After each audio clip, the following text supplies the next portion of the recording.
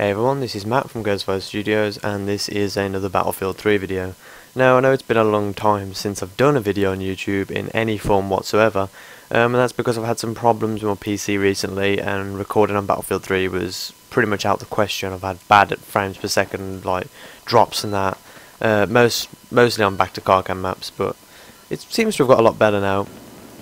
I recorded this game earlier, just a team deathmatch, me messing around as a recon. Joined one of my friends on Battlelog. That's another thing actually. If you do want to add me on Battlelog, you can go ahead. My name is MattRock93 with dashes in between. You can see it in the video anyway if you have this in full screen and 720p. And you can add me and join me in games. I don't mind if you want to join and swap to my team or anything. I'd much prefer it if you did, because I'd rather have people who played the objective than the random teammates you sometimes get on Battlefield 3. I haven't really got a topic I want to talk about in the video today. I just felt like making a commentary randomly and recorded this game earlier. But kind of something that's just sprung to mind is negativity surrounding Battlefield 3.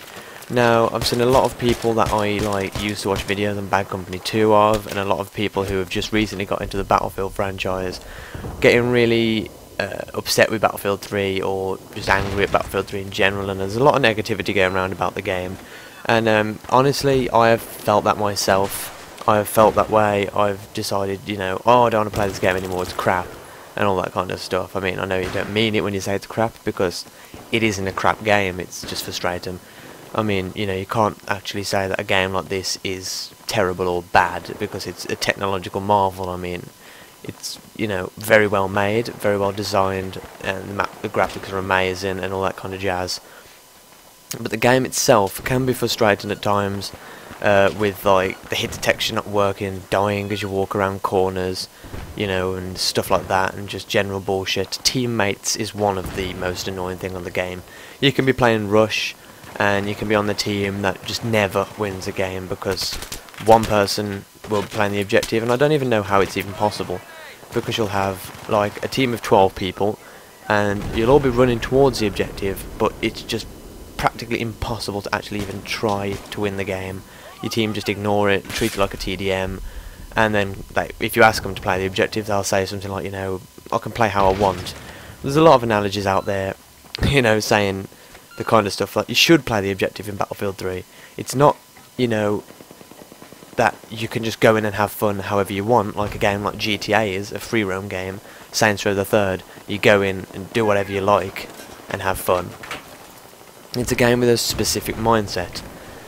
It's about capturing flags, arming MCOMs, winning team deathmatches. Everything is about playing the objective depending on what game mode you play.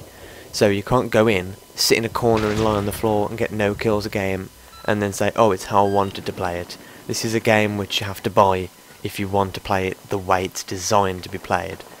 It's kind of like saying, you know, going to a football game and playing tennis on the pitch or whatever. You know, you wouldn't do it. Certain things are designed to be played or done in a certain way. Battlefield 3 is designed to be a competitive shooter where you play the objective and try and win games. You know, that's the way it's meant to be played, whereas there are games like Saints Row the Third which are just there for fun. They're meant to be messed around in. You're meant to just go around killing civilians dressed in a bear suit or whatever. You know, that's kind of the way I look at it, but a lot of people don't seem to see it that way. A lot of people just think that all games are just there to have fun, which they are, but Battlefield 3 is designed for people who find competitive shooters and winning fun, rather than people who just find messing around fun. So I think of it like that, and a lot of people have got very annoyed with Battlefield 3, you know, saying Bad Company 2 is the better game, Bad Company 2 is way better, and all that, and honestly I don't agree with them. I loved Battlefield Bad Company 2, but coming to the end of its lifespan, the hit detection was just getting on my nerves, and I'm glad that Battlefield 3 came out. I do enjoy Battlefield 3. It is aggravating, but honestly, for me, I just kind of ignore all the bullshit now. You know, I try and win the best I can, but if I don't win, I don't let it get to me more like I used to, which, I mean, if you're really dedicated to winning, then having a terrible team can just frustrate the hell out of you and just make you want to just throw the game out the window, which is what happened to me before. So, if I were just take a relaxed approach to Battlefield 3 if you're getting annoyed with it. And if you do want more people who play the objective, add me on Battlelog, join my game whenever I'm in a game, swap to my team, and then we can win a few games together. I don't really mind if you join my game, just, you know, just go for it. Another topic which has just sprung to mind is the next DLC pack for Battlefield 3. Back to Karkan came out. It's been about a month now since it came out. I think it was the 13th of December, wasn't it? So it's been nearly 2 months since it came out, and we still haven't heard anything from DICE about the next DLC pack for Battlefield 3.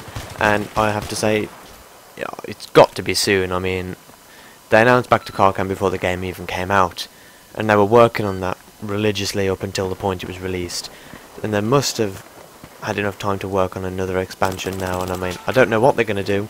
A lot of people are speculating that it's going to be 2143 expansion, kind of like Vietnam was for Bad Company 2, you know, a completely separate kind of game, but also on the same engine.